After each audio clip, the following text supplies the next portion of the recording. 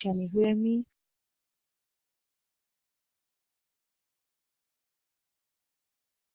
Yes, what about others?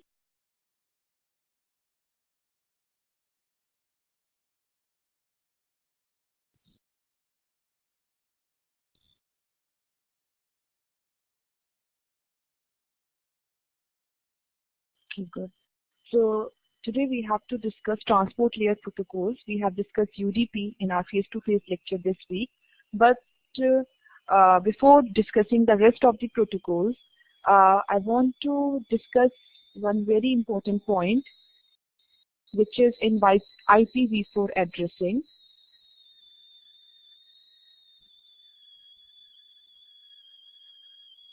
Okay.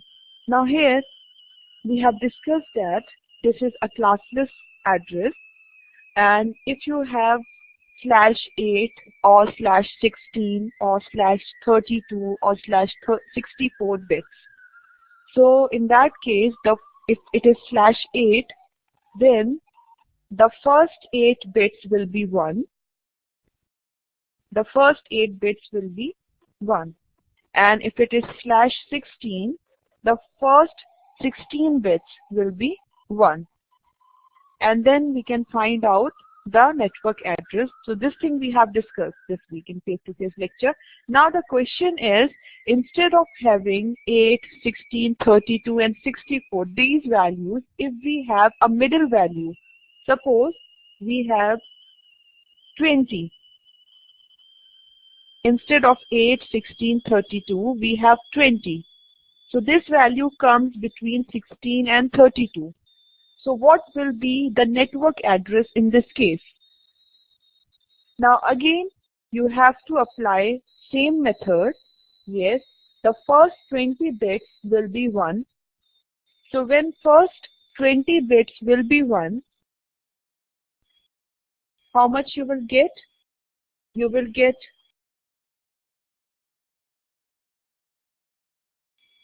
subnet mask of 255.255.240.0.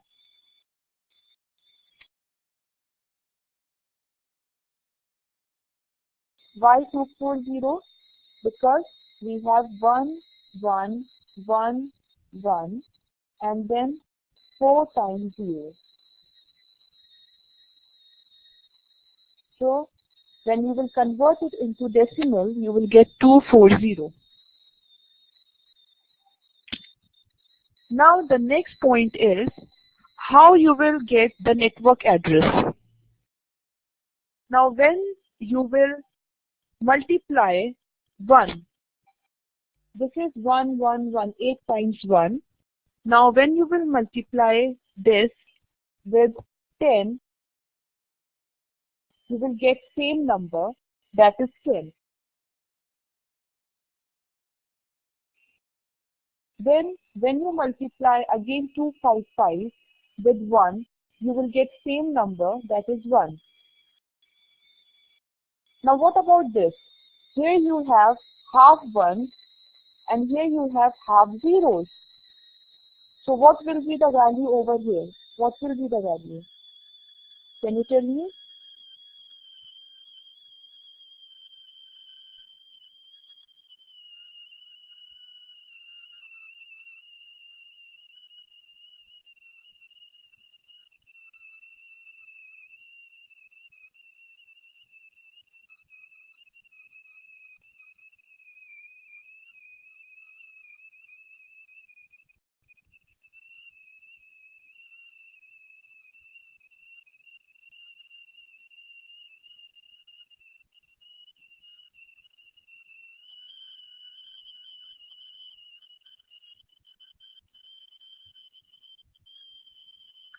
These slides are visible to all of you.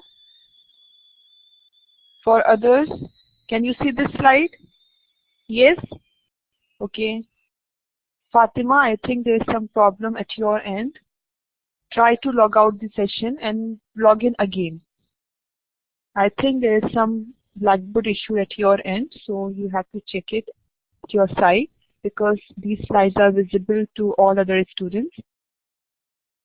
Now my question is, Here in this case, you don't have all zeros and all ones. You have half ones and half zeros. So what will be the value? See, the IP address is this one, 10.1.22.56.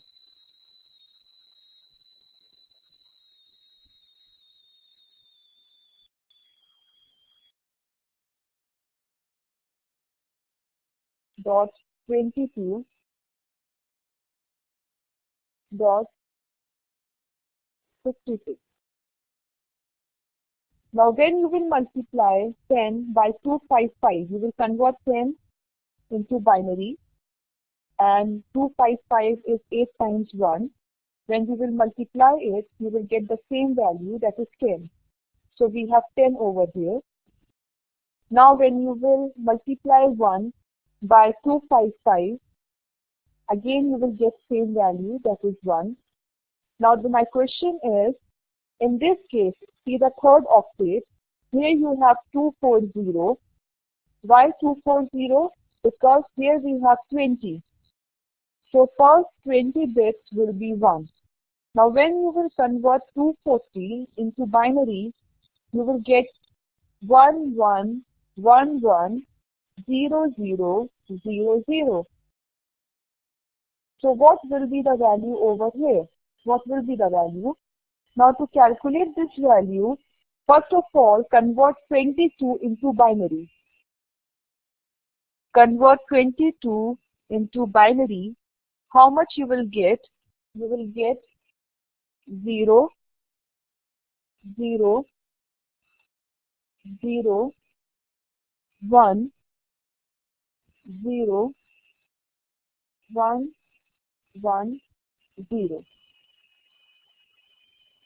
And when you will convert 240 into binary, you will get 1, 1, 1, 1 and 0, 0, 0, 0. Now perform AND operation.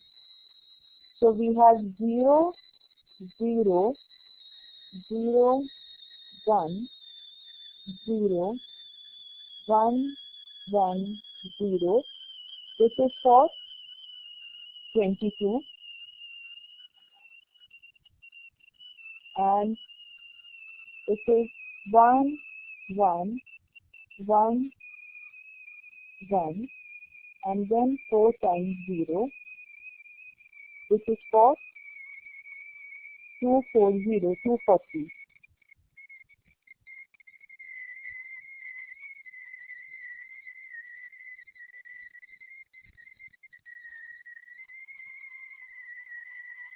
Arwa, do one thing, log out the session and then log in again. I think there's some Blackboard issue at your end because the slides are visible to other students. So log out and then log in again. Now multiply 0 multiplied by 0 is 0, and operation. This will be 0, 0, 0. Now 1 into 1 is 1 and the rest is 0. Okay, good. So now you can see. Now when you will convert it into decimal, how much you get? You will get 16. So here the value will be 16 and then dot. This is 0 and this is 56. So 0 multiplied by 56 is 0. So that means the network address is 10.1.16.0. This is the network address. This point is clear or not? This is very important. This question was raised by one of the students. Very good question. So I decided to discuss it first in virtual session before discussing TCP protocol. This is clear or not?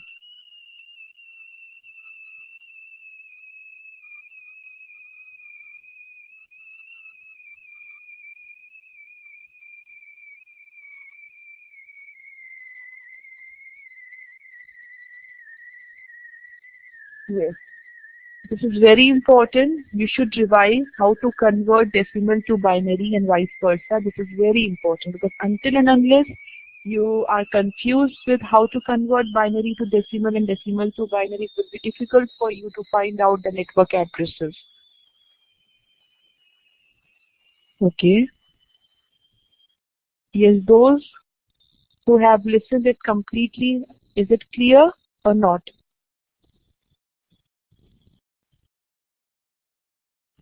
Yes. Now, once you know the network address, see how you will find the subnet ranges. Because we have 10.1.16.0, that means the subnet range you can see, it is from 0 to 15. This is the first range. So total how many? It is 16. 16. Now next from 16 to 31. Again it is 16 and so on. So in this way we can find the subnet ranges.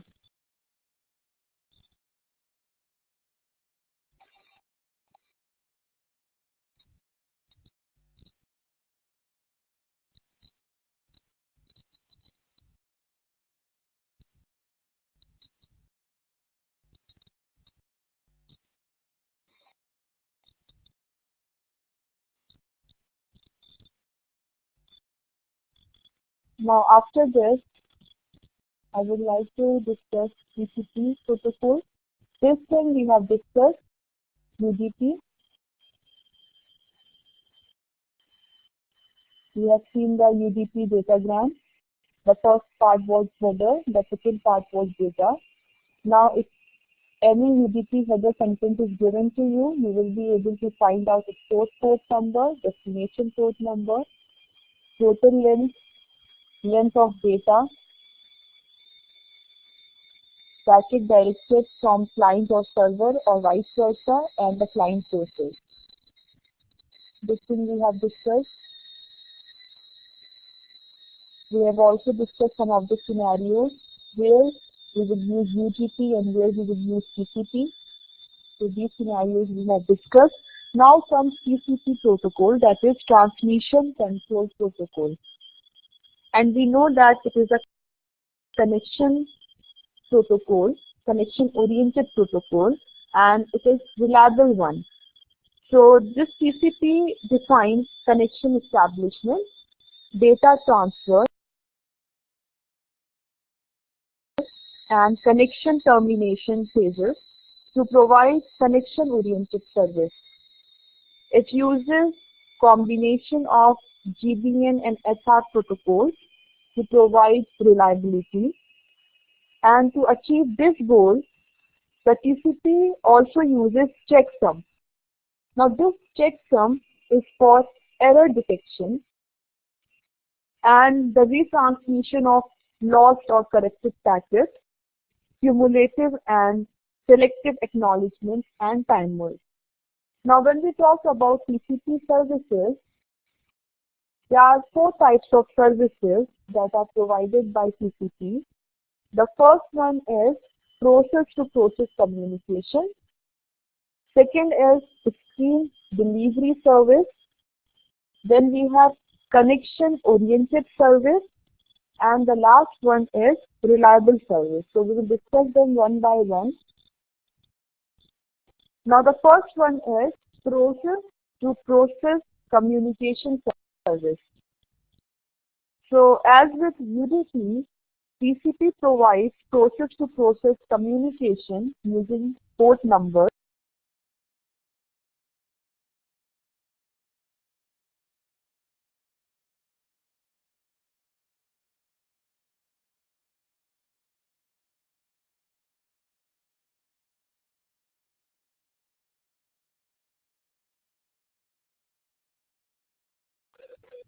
Yeah, due to some network issue, the session was logged out. So I'm sorry for the inconvenience. Yes, we were discussing about transmission control protocol. So here we have seen that each message from the process is called a user datagram, and eventually becomes one IP datagram. Now TCP allows the sending process to deliver data as a stream of bytes and allows the receiving process to obtain data as a stream of bytes. So what happens? TCP creates an environment in which the two processes seem to be connected by an imaginary tube. You can see we have a tube in between. This is basically the imaginary tube that carries their bytes across the internet. So the sending process writes to the stream and the receiving process reads from it.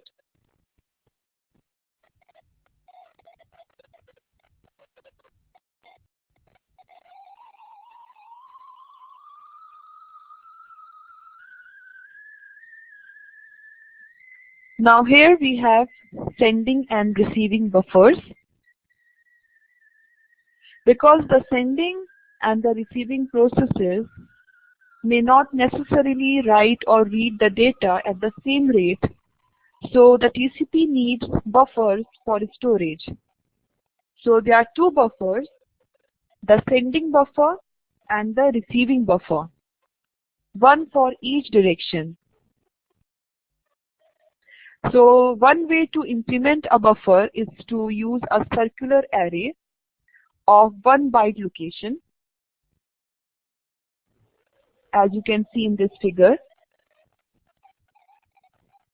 So here we can see that there are two buffers of 20 bytes each, and normally the buffers are hundreds or thousands of bytes depending on the implementation. And here see that the buffers are of same size, but this is not always the case. The case can be different.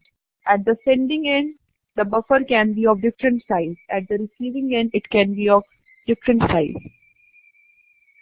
Now you can see here it shows the movement of data, and the movement is in one direction. At the sender, the buffer has 3 types of chambers. The white section contains empty chambers that can be filled by the sending process.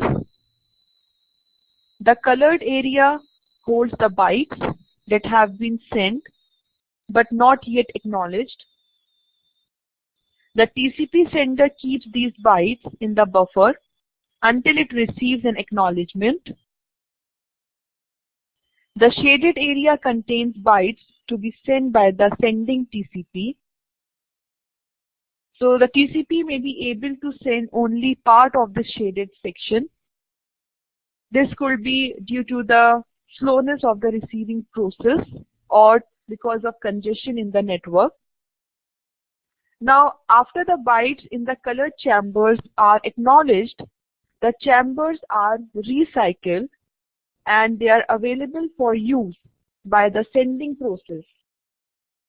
So this is why we are using a circular buffer. Now the operation of the buffer at the receiving end, at the receiver side, is simpler. The circular buffer is divided into 2 areas. As you can see, there are just 2 parts. One is white and another is colored. So the white area contains empty chambers which are to be filled by bytes received from the network, and the colored section contains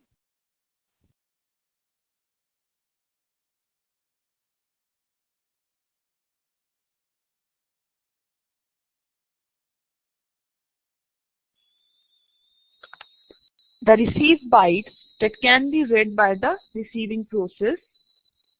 So when a byte is read by the receiving process, the chamber is recycled and it is added to the pool of empty chambers.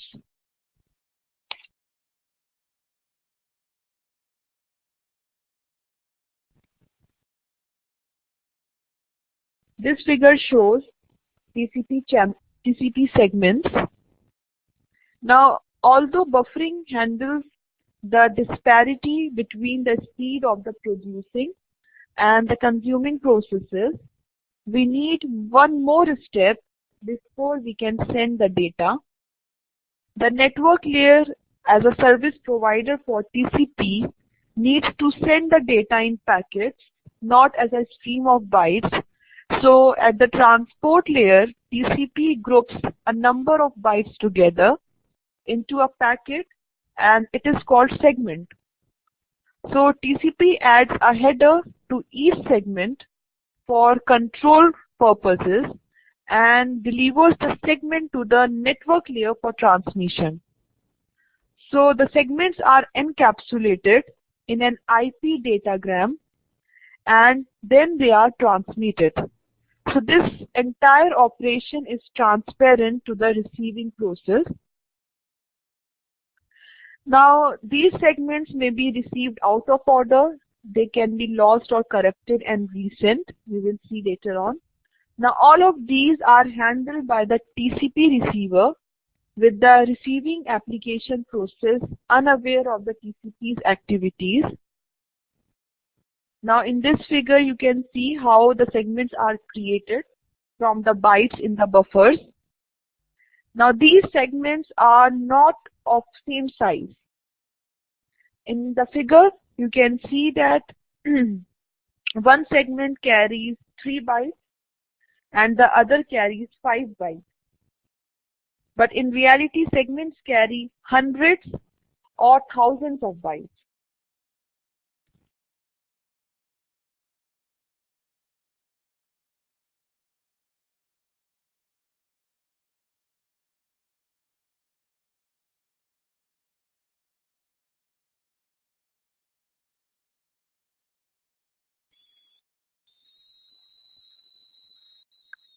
Now the third service that is provided by TCP is the connection-oriented service. Because TCP is a connection-oriented protocol, it means that when a process at site A wants to send and receive data from another process at site B, there must be 3 steps. The first step is the two TCPs establish a logical connection between them. Secondly, the data is exchanged in both the directions.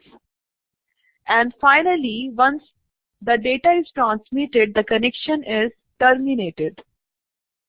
Now this is a logical connection. This connection is not physical connection. The TCP segment is encapsulated in an IP datagram and it can be sent out of order or lost or corrupted, and then it can be resent. So each may be routed over a different path to reach the destination. So there is no physical connection. TCP creates a stream-oriented environment in which it accepts the responsibility of delivering the bytes in order to the other site. And the last service that is provided by TCP is the reliable service. TCP is a reliable transport protocol. It uses an acknowledgement mechanism to check the safe and sound arrival of data.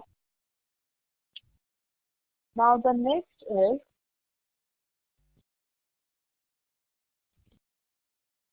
the TCP segment.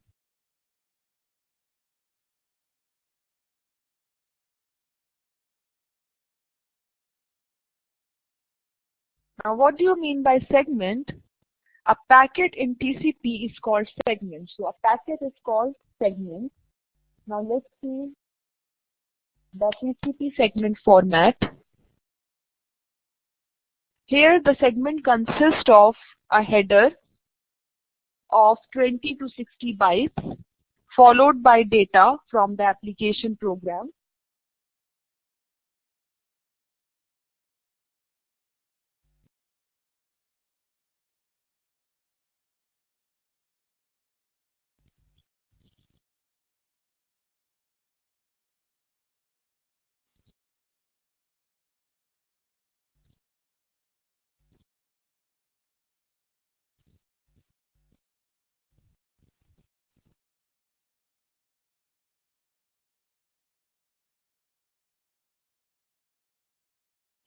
Now here we have source port address.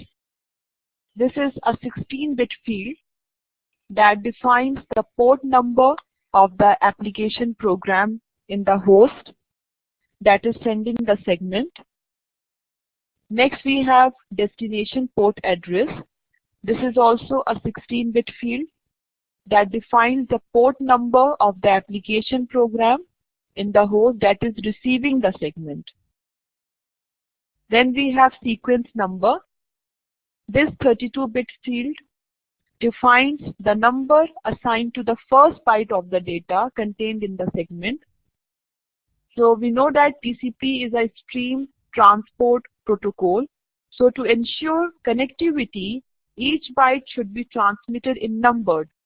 So the sequence number tells the destination which byte in this sequence is the first byte in the segment.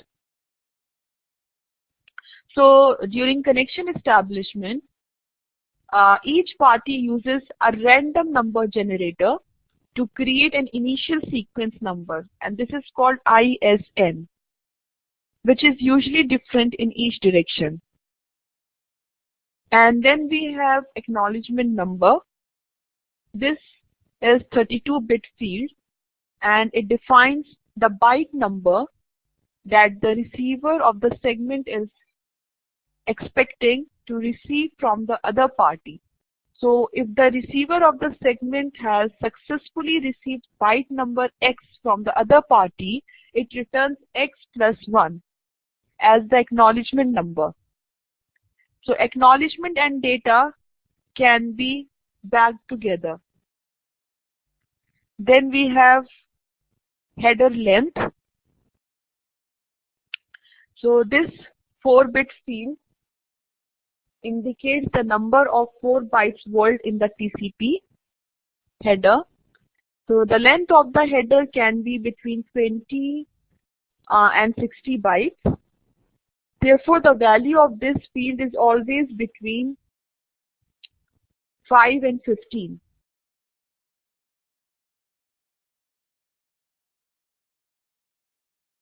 See the control field. This field defines 6 different control bits or flags. So one or more of these bits can be set at a time. These bits enable flow control, connection establishment and termination, connection abortion, and the mode of data transfer in TCP. Now we have window size. This field is of 16 bits and it defines the window size of the sending TCP in bytes. The length of this field is 16 bits, which means that the maximum size of the window is 65535 bytes. So this value is known as the receiving window, RWND, and is determined by the receiver. And the sender must obey the direction of the receiver in this case. Then we have checksum. It is a 16-bit field. The calculation of checksum for TCP follows the same procedure as we have seen in the UDP. So the use of checksum in the UDP datagram is optional, whereas the use of checksum for TCP is mandatory. This is very important point. So the same pseudo header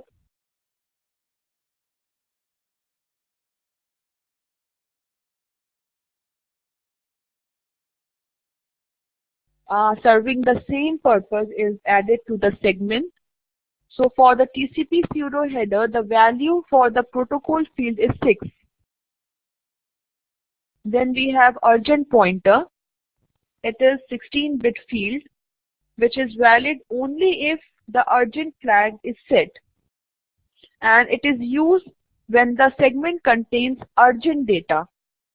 So it defines a value that must be added to the sequence number to obtain the number of last urgent byte in the data section of the segment. And finally, we have options. There can be up to 40 bytes of optional information in the TCP header.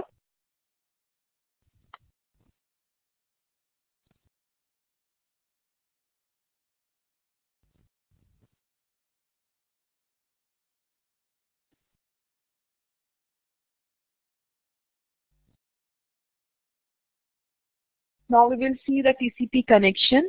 It is connection oriented. So the meaning of connection oriented transport protocol is that it establishes a logical path between the source and destination. So all of the segments belonging to a message are then sent over this logical path. Using a single logical pathway for the entire message facilitates the acknowledgement process as well as retransmission of damaged or lost frames.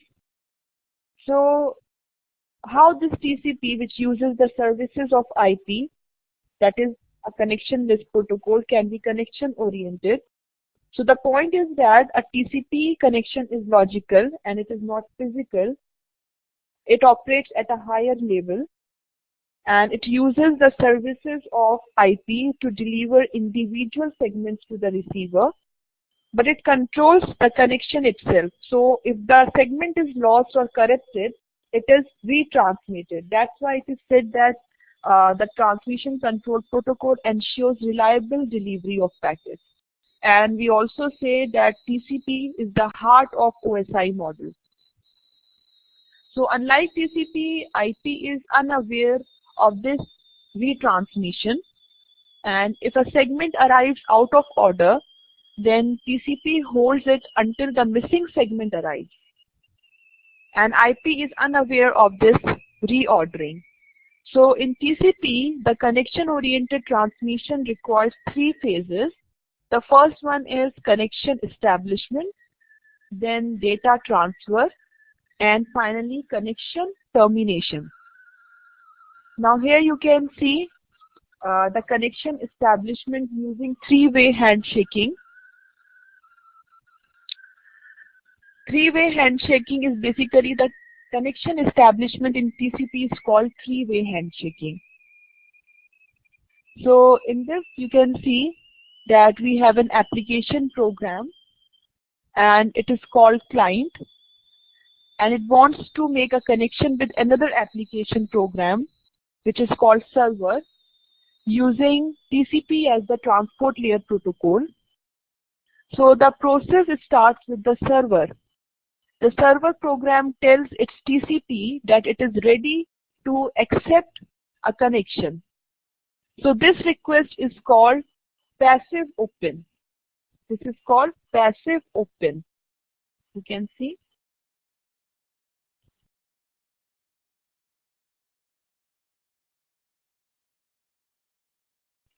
Now the server TCP is ready to accept a connection from any machine in the world. It cannot make the connection itself. The client program issues a request for an active open. So a client that wishes to connect to an open server tells its TCP to connect to a particular server. The TCP can now start the 3-way handshaking process. To show the process, the timelines are used. Each segment has values for all its header fields and for some of its option fields also. Now here only few fields are necessary to understand each phase. So we have sequence number, we have acknowledgement number, and the control flags. So only those control flags are used over here that are set. And the window size is relevant. Now the 3 steps are, firstly, the client sends the first segment. So we have a SYN, S-Y-N, SYN segment, in which only the SYN flag is set. Now this segment is for synchronization of sequence numbers. Now the client will choose a random number as the first sequence number, and it will send this number to the server. So this sequence number is called initial sequence number, that is ISN. Now this segment does not contain an acknowledgement number. It does not define the window size.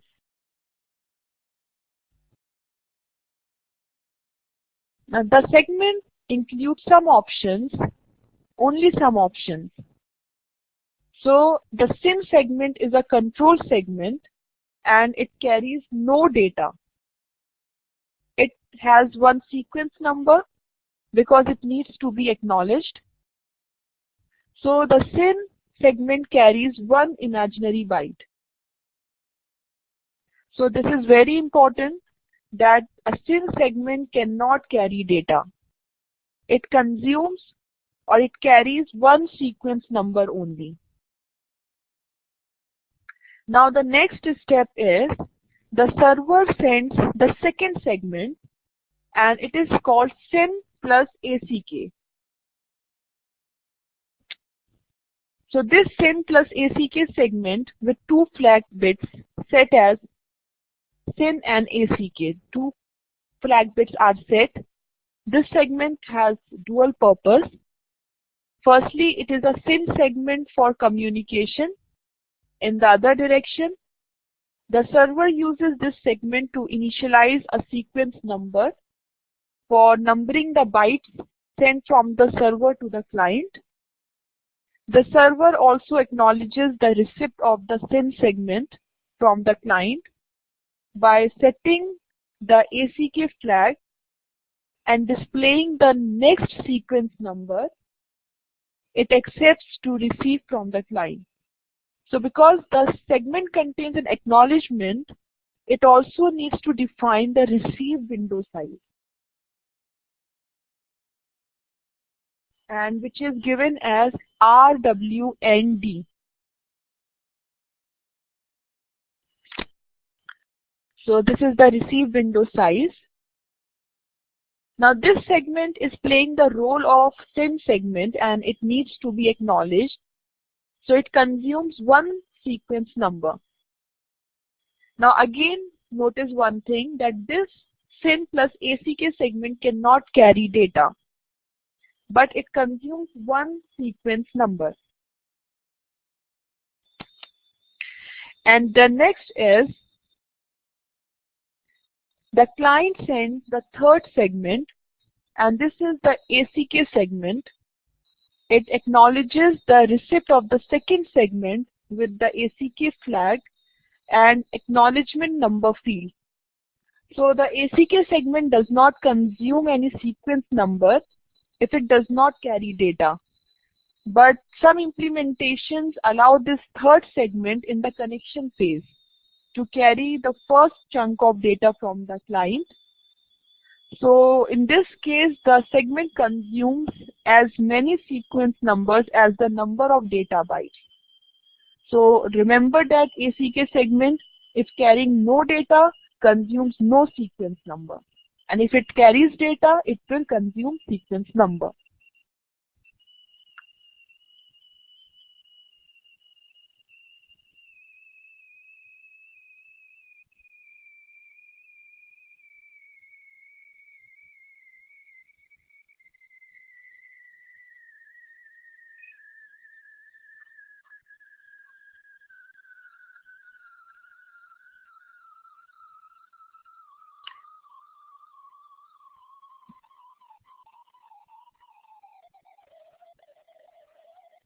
Now we have next, that is data transfer.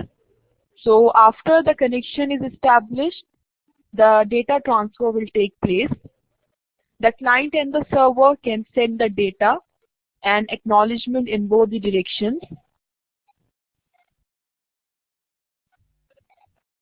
Now in this example, you can see that after a connection is established, the client sends 2000 bytes of data in two segments. The server then sends 2000 bytes in one segment. So the client sends one more segment, and the first three segments carry both data and acknowledgement, but the last segment carries only an acknowledgement because there is no more data to be sent. So the values of the sequence and the acknowledgement numbers, we can note it down, and the data segments sent by the client have PSH, that is push flag, which is set so that the server TCP knows to deliver the data to the server process as soon as it is received.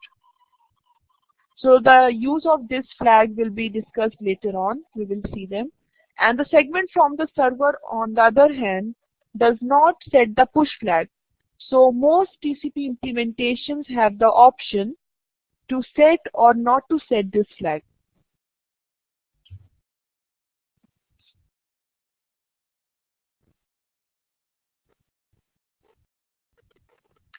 And the last step is the connection termination using three-way handshaking.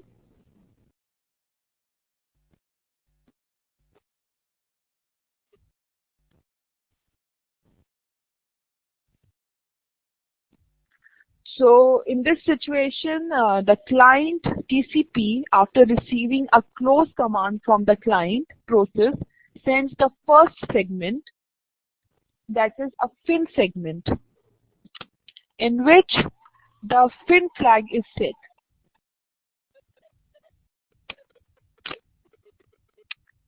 Now a FIN segment can include the last chunk of data sent by the client, or it can be just a control segment, as you can see over here. If it is only a control segment, it consumes only one sequence number because it needs to be acknowledged. So the FIN segment consumes one sequence number if it does not carry data. Now the next is the TCP server, after receiving the FIN segment, informs the process about the situation, and it will send the second segment, and this is called FIN plus ACK segment, to confirm the receipt of the FIN segment from the client, and at the same time it announces the closing of the connection in the other direction. So this segment can also contain the last chunk of data from the server, and if it does not carry data, it consumes only one sequence number because it needs to be acknowledged. And lastly, the client TCP sends the last segment, this is the ACK segment, to confirm the receipt of FIN segment from the TCP server. So this segment contains the acknowledgement number, which is 1 plus the sequence number received in the FIN segment from the server, and this segment cannot carry data and it consumes no sequence number.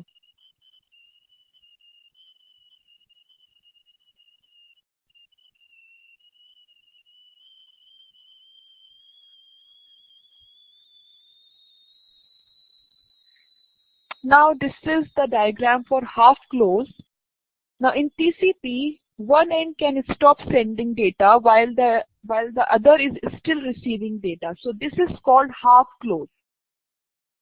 So either the server or the client can issue a half close request.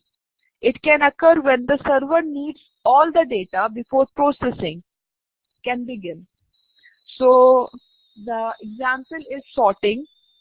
Now when the client sends data to the server to be sorted, the server needs to receive all the data before sorting can start. So this means that the client, after sending all data, can close the connection in the client to server direction. So however, the server to client direction must remain open to return the sorted data. So the server, after receiving the data, it still needs time for sorting.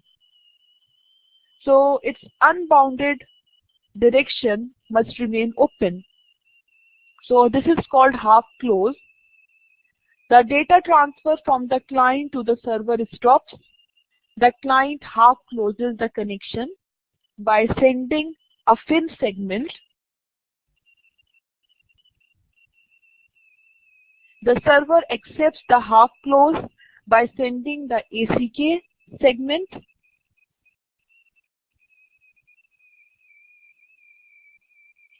The server can still send the data. Now when the server has sent all the processed data, it sends a fin segment, which is acknowledgement by an ACK from the client. So after half closing the connection, the data can travel from the server to the client, and acknowledgements can travel from client to server. So the client cannot send any more data to the server.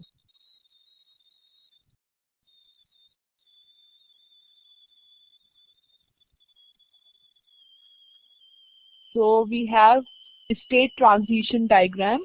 I have told you in my face-to-face lecture what do we mean by transition diagram.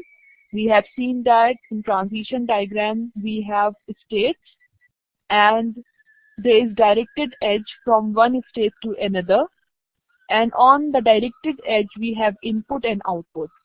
So after seeing the transition diagram, we can create a transition table which will tell you we are moving from which state, and at that time what is the input and what is the output.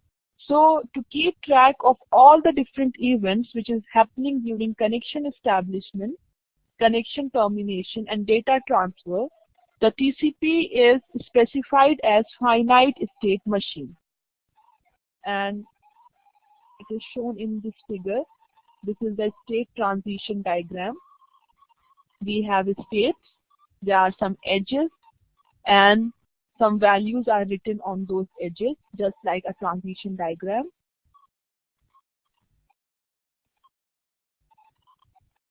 This is the transition diagram with half close connection termination.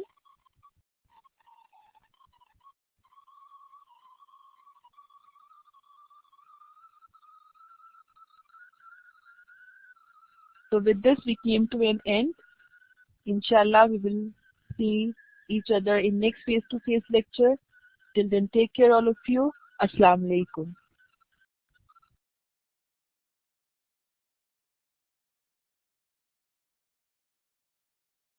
This is Munera.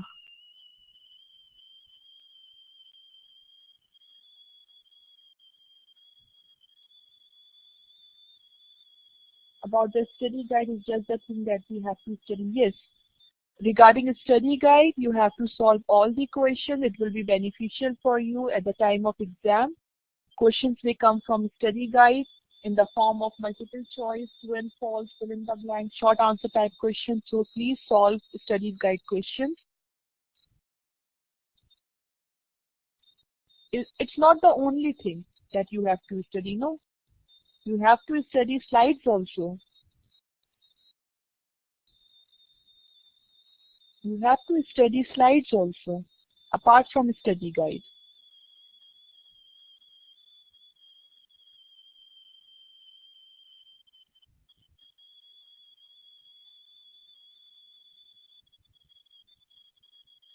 Is any question regarding study guide? All your questions are solved, or you have any problem in any one of them?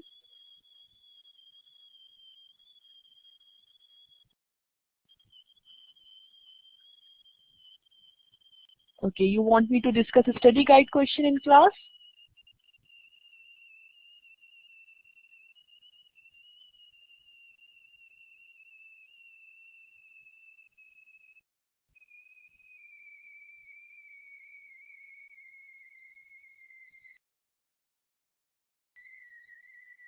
Okay, no problem, I will discuss it. But first of all, I have to cover next week lecture.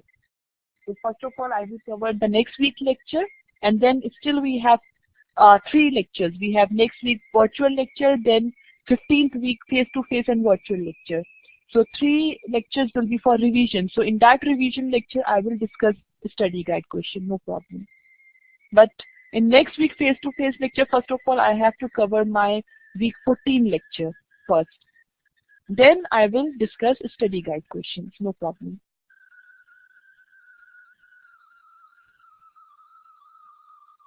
Okay, see you inshallah. Take care all of you. Assalamu alaikum.